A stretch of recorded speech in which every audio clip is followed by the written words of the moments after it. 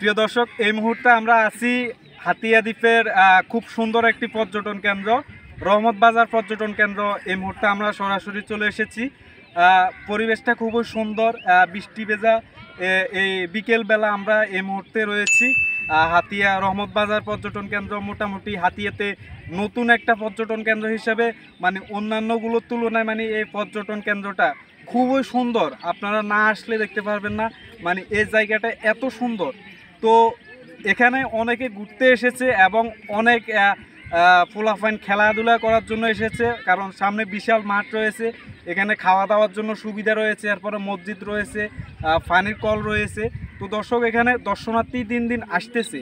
তো যারা আসতেছে এই জায়গাটা তাদের কাছে কীরকম বা তাদের পছন্দ অপছন্দ কীরকম, বা হাতিয়ার অন্যান্য দর্শনীয় জায়গা আছে মানে হাতিয়ার এই নতুন রহমত বাজার পর্যটন কেন্দ্র কীরকম, সেই হিসাবে চাই আমরা সরাসরি দর্শকের সাথে কথা বলবো। দর্শক কি বলে এই দর্শনীয় স্থান সম্পর্কে।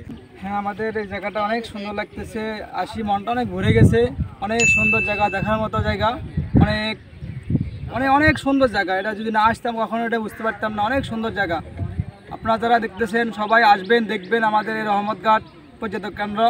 সবাই আসবেন, অনেক সুন্দর, মানে অনেক মানে একদম সুন্দর পরিবেশ জায়গা। অনেক কিছু দেখার আছে এখানে, সবাই আসবেন ইনশাআল্লাহ। ঠিক আছে, অসংখ্য ধন্যবাদ। আসলে রহমতঘাট পর্যটন কেন্দ্র এটা কয়েক বছর আগে অতটা জনপ্রিয় ছিল না বা অতটা পরিচিত ছিল না, কিন্তু বর্তমানে মানে দিন দিন মানে এখানে দর্শক বাড়তেছে এবং দর্শকের আনাগোনা বাড়তেছে, মানুষের জনসমাগম অনেক বাড়তেছে। হাতিয়াতে নতুন হিসেবে কিন্তু জায়গাটা খারাপ না। আমরা আসছি, আপনারাও আসেন। আসলে উপভোগ করার মতো একটি জায়গা হাতিয়া রহমত বাজার পর্যটন কেন্দ্র। আপনি কি হাতিয়া নিউজ চ্যানেলে নিউজ পাঠাতে চান?